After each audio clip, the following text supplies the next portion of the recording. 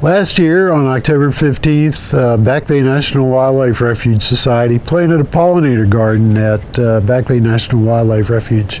And that day is the day that monarchs traditionally migrate through this area, the Sandbridge area of Virginia Beach. And we only sighted 3 monarchs that day, so it got me thinking, well, maybe we should do something a little bit more specific.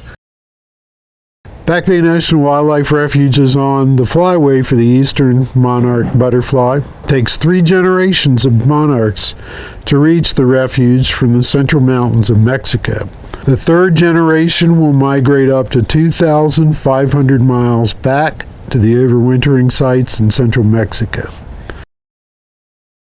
Monarchs feed exclusively on milkweed for the caterpillars, and there are additional nectaring plants that you need for the adults.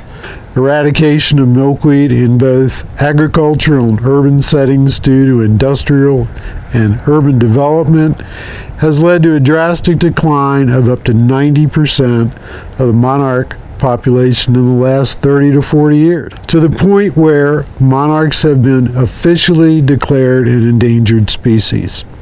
With the aid of 16 volunteers, we planted 1,200 small plant plugs to create this garden.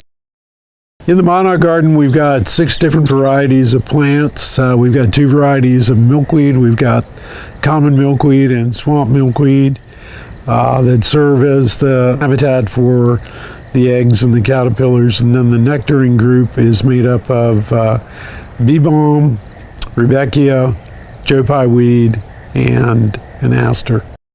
We're hoping that the garden will not only create a new source of habitat for the monarch butterflies, but will also serve as an educational resource for the community and the visitors here at Back Bay National Wildlife Refuge. These gardens are not complicated to create, that you can create one in your own backyard. All you need is about 6 plants in order to create a new habitat for the monarchs to help them return to their previous numbers. We know that we can reverse the decline. We've done it with eagles, ospreys, and sea turtles, and they've returned in great numbers. We can do the same for the monarch butterfly.